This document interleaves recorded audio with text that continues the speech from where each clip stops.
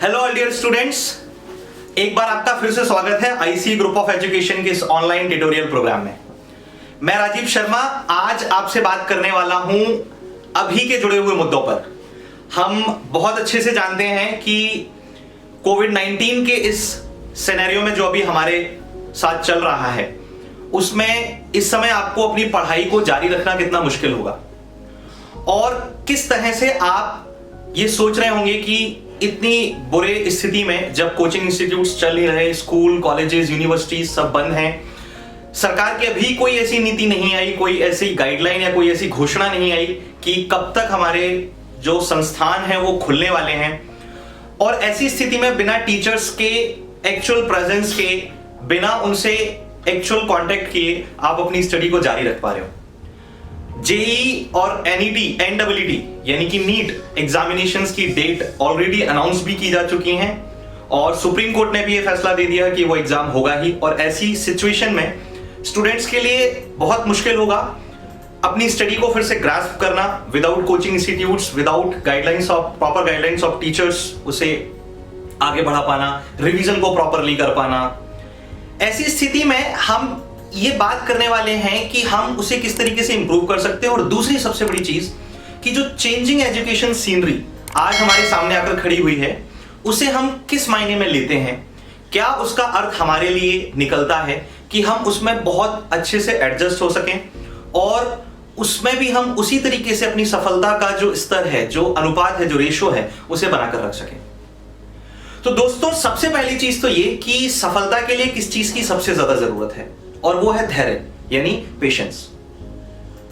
धैर्य किसी भी चीज को सीखने में, क्योंकि जब हम किसी चीज को सीखते हैं, जब हम उसमें पारंगत हो जाते हैं, तो हम उस पर्टिकुलर काम में सफलता की ओर आगे बढ़ते हैं। लेकिन धैर्य तब टूटने लगता है जब हम अपनी मेहनत तो कर रहे हों, लगभग किए जा रहे हों, बावजूद उसके हमारे सामने हमारा लक्ष्य आ ही ना रहा हो।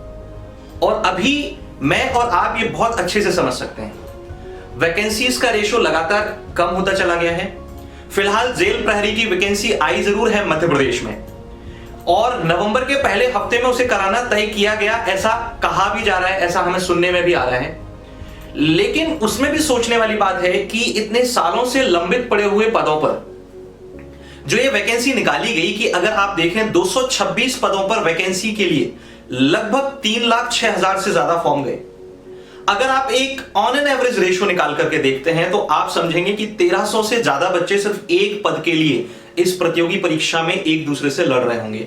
यानी कि वो परिश्रम कर रहे हैं, लेकिन एक पद के लिए 1300 बच्चे। ये उम्मीदवार इतनी बड़ी संख्या में आए क्यों? क्योंकि बहुत समय से वैकेंसी लंबित थी और अभी भी ये तय नहीं है, इसमें थोड़ा संशय बाकी है कि आगे क्या होने वाला है। उससे भी बड़ी चीज जो मुझे आपसे डिस्कस करनी है वो ये कि गवर्नमेंट ऑफ इंडिया यानी भारत सरकार ने हालिया तौर पर शिक्षा नीति में बड़ा बदलाव किया, जो 34 साल बाद आया। ये हमारे लिए एक अच्छा विषय है। पहली चीज तो इसीलिए क्योंकि पहली बार वर्ष 1968 से किए जा रहे प्रयासों के बाद 1986 में भारत सरकार की पहली शिक्षा नीति आ गई, और उसके बाद 34 वर्षों के बाद वर्ष 2020 में उसमें इतने बड़े स्तर पर संशोधन किया गया। इसके साथ ही सरकार ने हालिया तौर पर एनआरए यानी कि नेशनल रिक्रूटमेंट एजेंसी के प्रस्ताव को जारी करने की घोषणा की है, और जल्द ही इसके आधार पर परीक्षाएं करवाई जानी तय होंगी। इन चेंजिंग एजुकेशन सीनरीज में हम किस तरीके से अपनी प्रिपरेशन को और आगे बढ़ा सकते हैं? तो पहली चीज तो यह कि परिवर्तन से हमें घबराना नहीं है। मैं ऐसा आपसे क्यों कह रहा हूं? क्योंकि परिवर्तन किसी भी प्रक्रिया में हमारे धैर्य को बरकरार रखने में हमारी मदद करता है। क्योंकि हम एक ही जैसे कार्य को एक ही जैसे तरीके से करते करते करते करते ऊब जाते हैं या परेशान हो जाते हैं, और उसमें जब हमें लक्ष्य दिखाई नहीं देता तो हमारा धैर्य जवाब देने लगता है। तो आपको इस विषय में चिंता करने की जरूरत नहीं है कि क्या होने वाला है। खैर, नेशनल एजुकेशन पॉलिसी अमेंडेड पर मैं आपसे बाद में बात करूंगा। आज हम अपने टॉपिक को लेने वाले हैं एनआरए के हिसाब से, क्योंकि ये प्रतियोगी परीक्षा की तैयारी कर रहे स्टूडेंट्स के लिए सबसे ज्यादा जरूरी है, अहम मुद्दा है। ये इधर हटके स्कूली शिक्षा से या कॉलेज स्तर की शिक्षा से है, ये सिर्फ प्रतियोगी परीक्षा के स्टूडेंट्स के लिए है। इसके आपको क्या फायदे होने वाले हैं, इससे आपकी तैयारी पर क्या असर पड़ने वाला है, उन सारी चीजों के बारे में हम बात करेंगे। बच्चों, सबसे पहली बात तो ये कि नेशनल रिक्रूटमेंट एजेंसी है क्या। अगर हम उसे समझें तो इसके लिए मैं सिर्फ इतना कहूंगा कि नेशनल रिक्रूटमेंट एजेंसी एक सोसाइटी होगी जिस सोसाइटी की अध्यक्षता भारत सरकार के अधीन सचिव स्तर के कोई अधिकारी करेंगे। इसमें रेलवे विभाग, वित्त विभाग, staff selection commission, railway recruitment board और institute of banking personnel selection यानी आईबीपीएस से कुछ सदस्यों को सम्मिलित किया जाएगा जिनसे इनकी परिषद यानी कि काउंसिल तैयार होगी। अब सवाल यह है कि इसके क्या फायदे आपको होने वाले हैं। दोस्तों, पहली चीज, मैंने अभी आपसे बात की कि सफलता के लिए जरूरी है कोई चीज सीखना, और सीखने के लिए सबसे ज्यादा जरूरी है धैर्य। और उस धैर्य को, जो अभी तक आपकी परीक्षाएं धैर्य के आधार पर ली जा रही थी, उस समस्या से स्टूडेंट्स को निजात मिलने वाली है। वो कैसे? नेशनल रिक्रूटमेंट एजेंसी के अभी जो इनिशियल लेवल पर एक प्रोविजनल ड्राफ्ट हमें दिया गया, उसके अनुसार हमें ऐसी जानकारियां मिलती हैं कि नेशनल रिक्रूटमेंट एजेंसी के अंतर्गत जो कॉमन एंट्रेंस टेस्ट यानी कि एक सामान्य योग्यता परीक्षा, कॉमन एलिजिबिलिटी टेस्ट करवाया जाना है, उस कॉमन एलिजिबिलिटी टेस्ट को साल में 2 बार कराया जाएगा। और दूसरी सबसे अच्छी बात यह है कि ये अभी इसमें 3 बोर्ड शामिल किए गए हैं। देखिए, पहले यह समझना होगा कि हमारे देश में लगभग हर साल 2.5 से 3 करोड़ लोग या बच्चे या स्टूडेंट्स सरकारी सेवाओं में भर्ती परीक्षा की तैयारियां करते हैं। सरकारी सेवाओं में भर्ती परीक्षा की तैयारियां करने वाले इन स्टूडेंट्स को बहुत सारी समस्याओं से गुजरना होता है। पहला तो भर्ती का इंतजार अपने आप में बहुत धैर्य का काम है और ये बहुत इरिटेटिंग भी है कि तैयारी हम किए जा रहे हैं। अभी मध्य प्रदेश में बच्चों के साथ वही चीज हो रही है।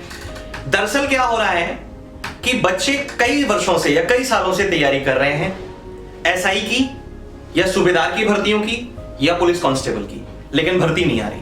बच्चे कह रहे हैं हम तैयारी करते जा रहे हैं और ये भर्ती कब आएंगी, वो अपनी तैयारी से ही परेशान होते चले जा रहे हैं। ऐसी स्थिति में एक रेगुलर एग्जाम मिल जाना जो आपको एक श्योरिटी देगा, और सबसे अच्छी बात कि 2 वर्ष होने वाली इस परीक्षा में आपका जो स्कोर होगा वो 3 सालों तक वैलिड होगा, जिसके द्वारा आप अलग अलग विभागों की भर्तियों में 3 वर्षों तक योग्यता प्राप्त रखोगे अपनी, और आपकी जो योग्यता है उसके आधार पर आप 3 सालों तक उनकी मुख्य परीक्षाओं में या अगले चरण की परीक्षाओं में सम्मिलित हो सकोगे। सबसे पहली चीज ये समझना बहुत ज्यादा जरूरी होगा कि जो एनआरए है वो आपके इस इंतजार को खत्म करेगा, यानी कि अब जो भर्तियों का इंतजार आपको करना था वो नहीं करना। आज भारत में तकरीबन 20 ऐसी एजेंसियां हैं जो सरकारी पदों पर भर्ती के लिए परीक्षाएं आयोजित करती हैं।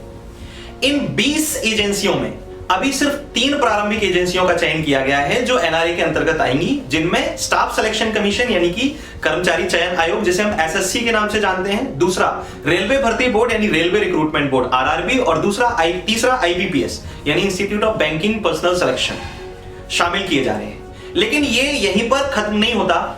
घोषणा में यह साफ कहा गया कि आगे भविष्य में एनआरए के अंतर्गत अन्य एजेंसियों को भी जोड़ा जाएगा। फिलहाल के लिए सिर्फ गैर तकनीकी पदों के लिए आरआरबी, एसएससी और आईबीपीएस को सम्मिलित किया गया है। टेक्निकल वैकेंसीज के लिए नहीं है, अभी सिर्फ नॉन टेक्निकल वैकेंसीज के लिए है। लेकिन आगे जाकर यह विचार किया जा सकता है कि अन्य भर्ती एजेंसियों के साथ साथ जो प्राइवेट सेक्टर है यानी कि निजी क्षेत्र की एजेंसियां हैं उन्हें भी इसमें सम्मिलित किया जाए, ताकि निजी क्षेत्र में भी रोजगार के अवसर आपको एक कॉमन एंट्रेंस टेस्ट या कॉमन एलिजिबिलिटी टेस्ट के द्वारा मिल सके। तो आपको इससे सबसे बड़ा फायदा क्या होने वाला है, वो ये कि एक बार ये एग्जाम देने के बाद आप किसी भी उस विभाग में, जिस विभाग में भर्तियां निकलती हैं, कि मुख्य परीक्षा या अगले चरण की जो परीक्षा विभाग की पर्टिकुलर भर्ती एजेंसी द्वारा निर्धारित की जाएगी, उस निर्धारित चयन प्रक्रिया के अनुसार आप फिर अगले चरण में जाकर के अपनी तैयारी को कर सकते हैं। अब इसमें एक दूसरी समस्या यह भी थी कि अब तक हम सभी विद्यार्थियों के साथ जो सबसे बड़ी समस्या थी वो ये थी कि सर हमारे साथ एक तो दिक्कत ये है, हर 2 से 3 महीने में अगर एक वैकेंसी आती है तो हर 2 से 3 महीने में हम अपने तैयारी का तरीका बदल देते हैं, क्योंकि लगभग परीक्षाएं समान योग्यता वाली हैं, चाहे आप एसएससी में जाओ, चाहे आप आरआरबी में जाओ, चाहे आप आईबीपीएस में जाओ, सामान्य योग्यता वाली परीक्षाओं में बच्चा तैयारी का पैटर्न बदल देता है, क्योंकि बैंकिंग में सिलेबस स्कीम थोड़ी सी अलग हो जाती है, पैटर्न अलग हो जाता है, एसएससी में अलग हो जाता है, आरआरबी में अलग हो जाता है। ऐसी स्थिति में बच्चा एक लक्ष्य को पूरा नहीं कर सकता। अधिकांश बच्चों का लक्ष्य सिर्फ यह है कि उन्हें किसी भी तरीके से सरकारी विभाग में भर्ती का अवसर मिल जाए, और उस अपॉर्चुनिटी, उस अवसर के लिए हम तैयारी करते हैं। हमें इस बात से मतलब नहीं होता है, या ज्यादातर बच्चों को इस बात से मतलब नहीं होता कि कौन सी नौकरी है या किस प्रोफाइल की है, कि हम ऐसा सपना सजो करके बैठे हैं कि हमें इसी विभाग में पर्टिकुलरली जाना है। हमें सरकारी नौकरी चाहिए होती है, और जिसके लिए हम एक साथ कई सारी परीक्षाओं की तैयारियां करने लग जाते हैं, जिसकी वजह से एक चीज पर हम फोकस नहीं हो पाते। तो अब आपके लिए सबसे अच्छी बात एक ये भी है कि एनआरए के अंतर्गत एसएससी, आरआरबी और आईबीपीएस के जो स्क्रीन टेस्ट होते थे, जिन्हें कहीं टियर 1 के नाम से जाना जाता था, कहीं स्क्रीन के नाम से जाना जाता था, कहीं इनिशियल लेवल एग्जामिनेशंस के नाम से जाना जाता था, मैं आपका एक कॉमन एलिजिबिलिटी टेस्ट यानी कि सीईटी यानी कि सामान्य योग्यता परीक्षा आयोजित की जाएगी। इस परीक्षा को देने के बाद अगर आपका इसमें चयन होता है या आप इसमें कट ऑफ मार्क्स से ऊपर मार्क्स लाते हैं, तो आप प्रारंभिक परीक्षा में 3 वर्षों के लिए चयनित माने जाएंगे, और उसके बाद तीनों भर्ती एजेंसियों के द्वारा लाई जाने वाली अगले चरण की परीक्षाओं में आप योग्य हो जाएंगे और आप वहां परीक्षाएं दे सकते हो। इसी बीच अगर आपको भर्ती का अवसर प्राइवेट सेक्टर में भी मिल जाता है और अन्य एजेंसियां भी इसमें शामिल हो जाती हैं, तो यह तय हो जाता है कि आपको 3 वर्षों के अंदर अंदर किसी ना किसी क्षेत्र में भर्ती का अवसर जरूर मिलेगा। यानी कि अब आपका इंतजार खत्म हो जाएगा कि कब वैकेंसी आनी है। साल भर में आपकी वैकेंसी आएगी ही, और 2 बार आप परीक्षा दे सकते हो। तो सबसे अच्छी बात है कि वो बच्चे जो कभी तबीयत खराब होने की वजह से, कभी कन्वीनियंस अवेलेबिलिटी की वजह से, या किसी और पर्सनल, प्रोफेशनल या किसी और कारण से परीक्षाएं नहीं दे पाते थे, तो उनको साल में 2 मौके दिए जा रहे हैं। और इस परीक्षा में अधिकतम आयु सीमा निर्धारित नहीं है। मैं फिर से बोल रहा हूं, maximum age limit is not fixed.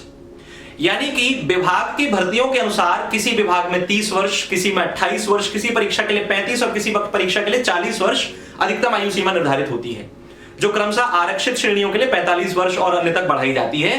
तब तक के लिए आप योग्य होते हो परीक्षा के प्रकृति के अनुसार। यानी कि अब आपको अधिकतम आयु सीमा की किसी भी तरीके की चिंता करने की आवश्यकता नहीं होगी, न्यूनतम आयु सीमा ही निर्धारित होगी। उससे भी अच्छी बात, सरकार का अधिकांश व्यय जो कि अलग अलग परीक्षाओं को आयोजित करने में, विद्यार्थियों को व्यवस्थित करने में, पूरा परीक्षा का प्रबंध करने में, परिणाम तक, और फिर जो बच्चे सेलेक्ट हुए उन बच्चों को विभागों में भर्ती कराने तक में जो निवेश या जो खर्च हो रहा था सरकारी व्यय, उसमें बहुत ज्यादा कमी आ जाएगी। सर्वेक्षण के अनुसार यह माना जा रहा है कि एनआरए के द्वारा हम 600 करोड़ रुपए तक के सरकारी खर्च की बचत कर सकते हैं। यानी कि सरकार के कोष के लिए यह बहुत फायदेमंद होने वाला है, और सरकार का कोष मतलब हम जनता का कोष, तो उसके लिए बहुत ज्यादा फायदेमंद होने वाला है। सबसे बड़ी चीज कि एनआरए के लिए 3 चरण निर्धारित किए गए हैं। पहला चरण 10वीं की योग्यता आधारित बच्चों के लिए है, दूसरा 12वीं पास बच्चों के लिए होगा, और तीसरा स्नातक स्तर पर आयोजित किया जाएगा। यानी कि तीनों कैटेगरीज में उन भर्तियों के अनुसार ग्रुप बी और ग्रुप सी कैटेगरी की जो भर्तियां यानी कि जॉब वैकेंसीज आएंगी, उनके लिए आप इन परीक्षाओं को दे सकेंगे। 10वीं के स्तर पर योग्यता, 12वीं के स्तर पर योग्यता और स्नातक के स्तर पर योग्यता प्राप्त रखने वाले विद्यार्थी इन परीक्षाओं में सम्मिलित हो सकते हैं, सीधी बात। तो अगर आप ओवरऑल इस एनआरए को समझने की कोशिश करो, तो मैं आपसे सिर्फ इतना कहूंगा कि ये आपके लिए अच्छा है, चेंजिंग सीनरी बहुत अच्छी है, और इसके द्वारा आपको आगे अपनी सफलता प्राप्त करने में, जो आपने लक्ष्य निर्धारित किया हुआ है किसी नौकरी को प्राप्त करने में, या विशेष तौर से सरकारी नौकरी को प्राप्त करने में, खास तौर से इस समय जो बच्चे प्रिपेयर कर रहे हैं एसएससी के लिए, इस समय जो बच्चे प्रिपेयर कर रहे हैं आरआरबी के लिए या आईबीपीएस के लिए, एसएससी सीजीएल के एग्जामिनेशन को देखें, जो कंबाइंड ग्रेजुएट लेवल एग्जामिनेशन होता है, अक्सर उसकी परीक्षा की तारीख जो है वो आगे बढ़ जाती है, वो एक्सटेंड हो जाती है। उस वजह से बच्चे बहुत परेशान रहते हैं। मध्य प्रदेश में अगर आप देखेंगे तो लगभग 30,000 के लगभग शिक्षक भर्ती परीक्षा आयोजित की गई, और उन पर अभी भी ज्वाइनिंग नहीं आ पाई। शिक्षक भर्ती परीक्षा में सम्मिलित होने वाले जो विद्यार्थी हैं वो अभी भी बहुत ज्यादा परेशान हैं। इसी तरीके से मैंने आपको बताया कि गृह विभाग में आने वाली वैकेंसीज के लिए, हालिया तौर पर तकनीकी विभागों में आने वाली वैकेंसीज के लिए भी तारीख निर्धारित नहीं हो पा रही, जिसकी वजह से बच्चों को बहुत ज्यादा कठिनाइयों का सामना करना पड़ रहा है। तो ऐसी स्थिति में हमारे लिए ये जो परिवर्तन है वो बहुत अच्छा होगा। शिक्षा के क्षेत्र में खास तौर से जब हम किसी लक्ष्य के साथ शिक्षा प्राप्त करने की बात कर रहे हैं, तो उसमें हमारे लिए बहुत ज्यादा आसान हो जाएगा।